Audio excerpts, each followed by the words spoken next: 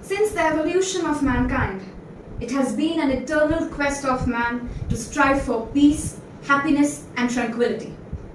It is axiomatic with the human behavior and psyche that man, as the most progressive and intelligent creature on the planet, is non-violent and peace-loving.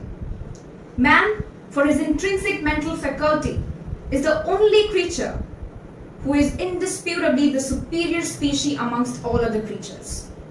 Civilizations were built, rose to their pinnacles, but fell and collapsed not because of love, peace, and non-violence, but rather for war, hatred, and violence. War and peace cannot coexist.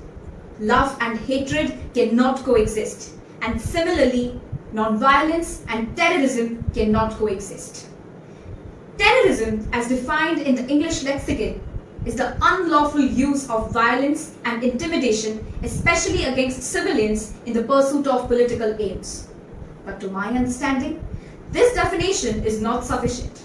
Terrorism is not just an act of violence against civilians for securing mere political objectives.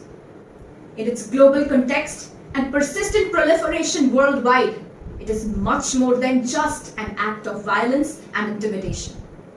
It has become a weapon at the hands of mafias and anarchists who are opposed to democracy, civil liberties, human rights, fraternity, humanity, international peace, and civilizational advancements.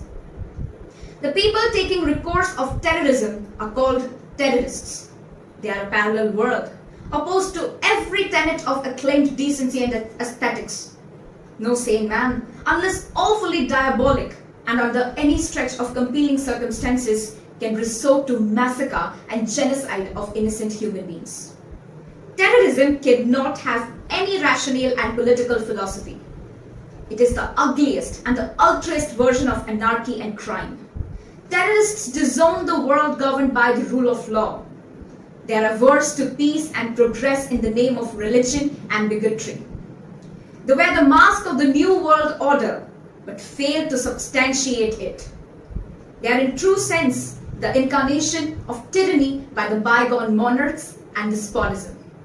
Our own country, India, has been a victim of ghastly terrorism which was launched against it in the pretext of jihad, that is, religious fanaticism. Nationalism has been a refuge for pseudo-nationalists who perpetrate rampant violence against innocent civilians. The sponsoring neighboring country, Pakistan, itself has been a victim of terrorism. The burning example before us now is Afghanistan. The aftermath of 1999 Kargil intrusion of Pakistani terrorists into the sovereign territory of India and the dreadful 9/11 attack of Al-Qaeda in the New York City are still alive in our memories. In the words of Malala Yousafzai, terrorism will spill over if you do not speak up.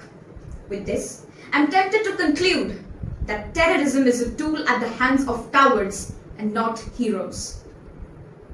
It is against world peace, cultural and civilizational advancements, and it needs to be throttled systematically and collectively by the might and majesty of international laws and collaborations.